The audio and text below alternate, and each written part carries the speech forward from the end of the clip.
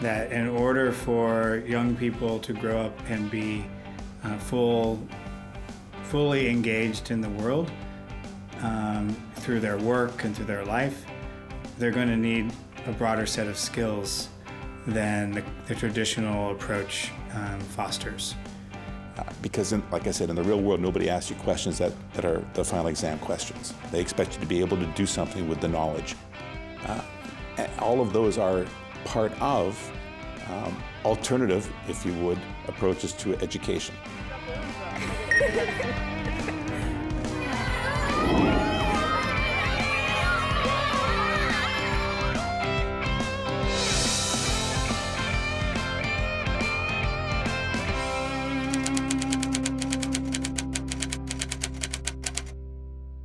PBL의 이론적인 배경으로는 구성주의라는 것을 하고 있습니다. 어떤 교사가 어떤 일방적으로 이것을 배워라고 하는 것은 그 교사의 머리에서 나온 것입니다. 그런데 아무리 똑같은 걸 주더라도 우리 학생들마다 각각 이해 틀이 그 모양이, 특성이, 내용이 다르기 때문에 받아들이는 것이 다릅니다. 그래서 그 구성주의에서는 바로 그런 거죠. 각각이 갖고 있는 이해 틀이 다르기 때문에 똑같은 현상을 주더라도 다르게 이해한다.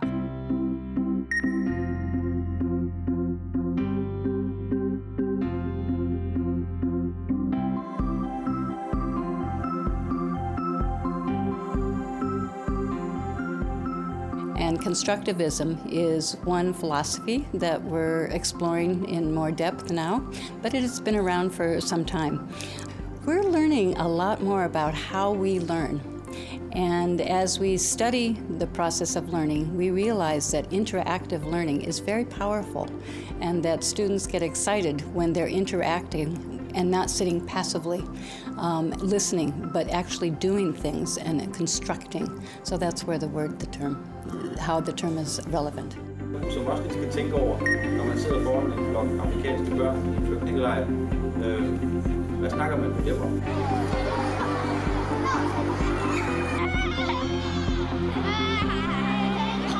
And since in the 21st century, anything that can be done digitally, anything that can be automated will be, it's those people who are resourceful enough to be able to say, well, here's a new question. I've never run into it before, but here's what I already know. Here's what I can find out easily. Here's what I have to experiment and try different things. And that's, to me, the center of constructivism and why it's become a buzzword today. There are three basic tenets to constructivism. One is that we learn through our experiences. We learn in the environment. Okay, and your environment could be different from my environment. We might learn the same thing. So it's important to understand how we come to learn. The second part would be that the purpose for learning is some kind of a puzzlement or some kind of a conflict that makes the learner want to go and try to figure out what is causing this or what the issues are. The third part is that the negotiation of meaning is done socially. So how you understand the world, how I understand the world might be different, but we can negotiate a shared meaning. So those are sort of the three parts of it.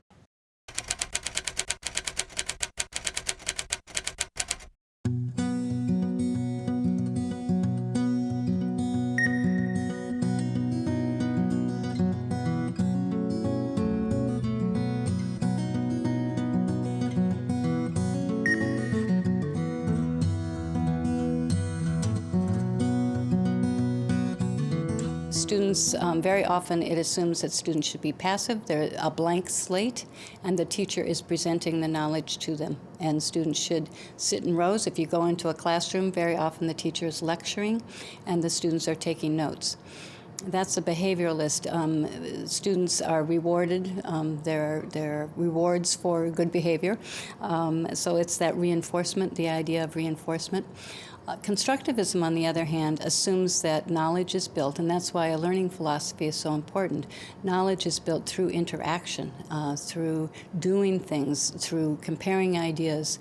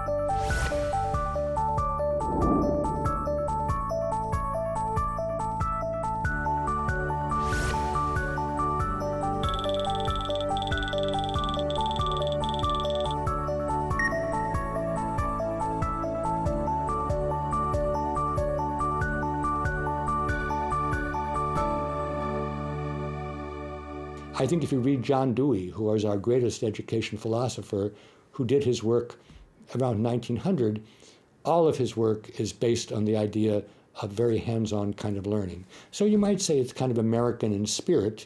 And then in the 1920s, when we had progressive education, which my children had many years later, again, you didn't need to have the phrase problem-based learning, project-based learning, because people were doing it. The name is maybe new, but the ideas are quite old.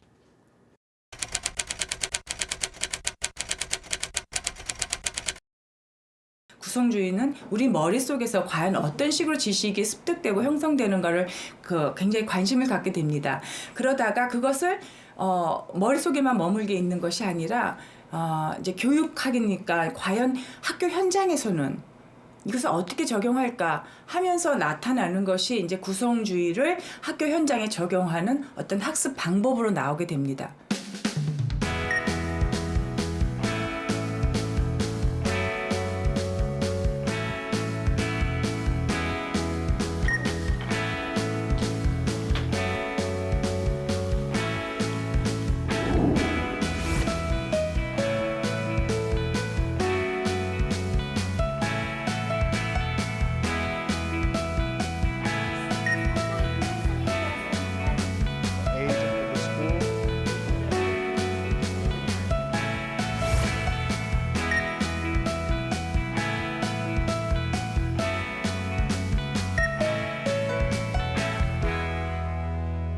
So with the adoption of the new Common Core state standards, it's the skills that we're requiring of our students have changed, and we're asking them now to be problem solvers and more in-depth thinkers and do more critical thinking.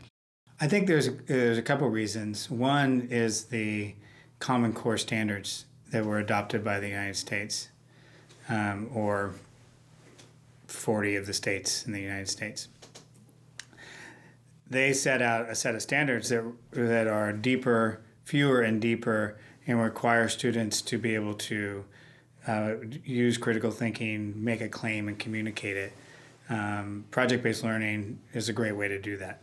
그래서 구성주의 인식론에 입각한 교수 학습 방법론을 개발하다 보니까 나온 것이 프로젝트 베이스드 러닝인데요. 그것이 먼저 그러니까 구성주의가 나온 다음에 나왔다는 것이 아니라 이미 존재하고 있었어요. 그런데 그러니까 많은 사람들이 하고는 있었지만 그것이 중심되는 것은 아니었던 거죠. 그렇지만 타이밍이 구성주의가 나오고 구성주의에서 이런 얘기를 하다 보니까 이 방식이 있었는데 이거랑 맞춰보니까 너무나 그 구성주의 인식론하고 그 방법론이 너무 잘 매치가 되는 거죠.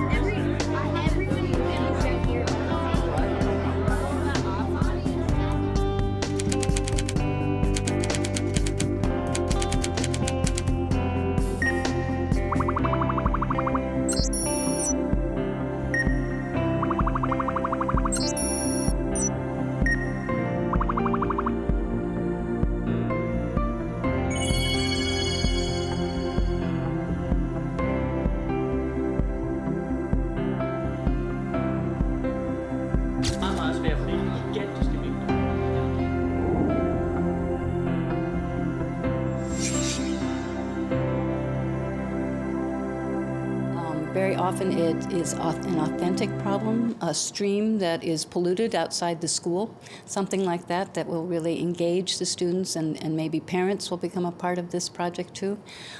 So it's organized in a way that puts children in the position of learning these skills that we want them to learn, to work collaboratively with each other, to identify the problem and then maybe the underlying problems, to think about what they need, what resources they will need to solve them, to go find some answers, maybe with experts in the area, or maybe on the internet, different ways of finding their access to resources. And then they have to start to put together the solution. And so that whole idea of synthesizing data and presenting it, I think, is very important for children to learn.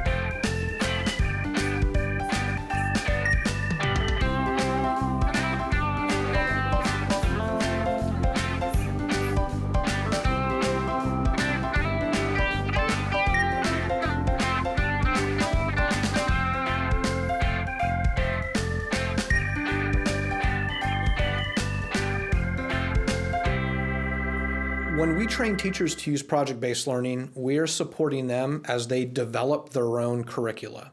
That means we don't give them a book and say, do everything in the book. We say, you are going to design the project yourself. So the powerful part for teachers is that they own the material. It's not a book, it's what they think of, and it's a more powerful experience for the teachers because they design the teaching and learning experience for students.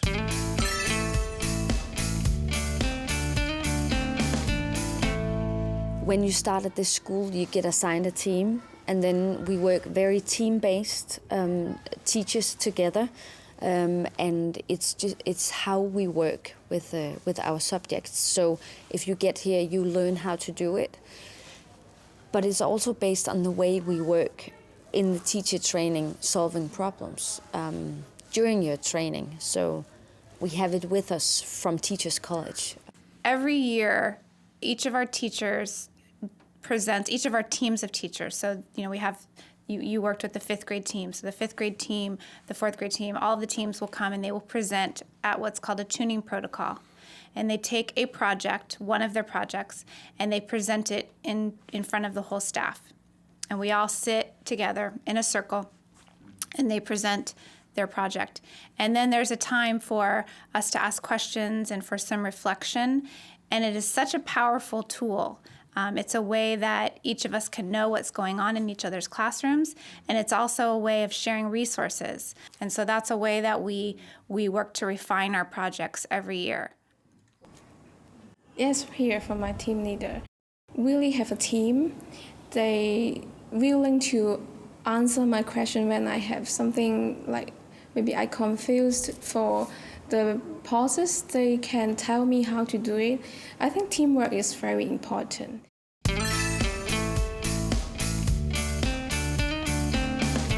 But as with anything, you don't jump into it quickly. You spend time researching, you spend time studying, you do intervisitations, you do book studies, and then you start small, and starting small is begin to create the structures in the class. So I would say, in whatever country you're talking about, needs to study what is the context, what are the main concerns, and what is the strength already. People actually don't want to change because they don't want to lose their strength, existing strength. And I can tell you most of the East Asian countries have the strength about, we are very serious about knowledge, we are very serious about examination, we are very serious about a teacher's role in the society. So the only way to do it is we try to we say learn from the strength of other system. So this is what I say is we also don't copy other people. We try to seeking our own way.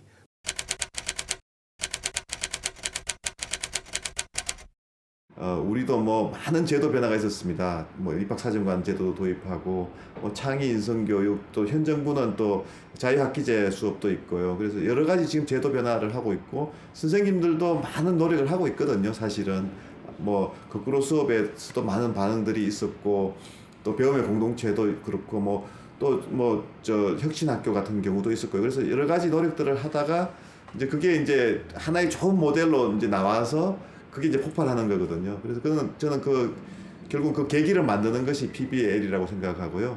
PBL에서 몇 학교가 성공하기 시작하면 그 다음부터 확산되는 그 속도는 어느 나라보다도 빠르고 아마 폭발적일 거라고 저는 예상하고 있습니다.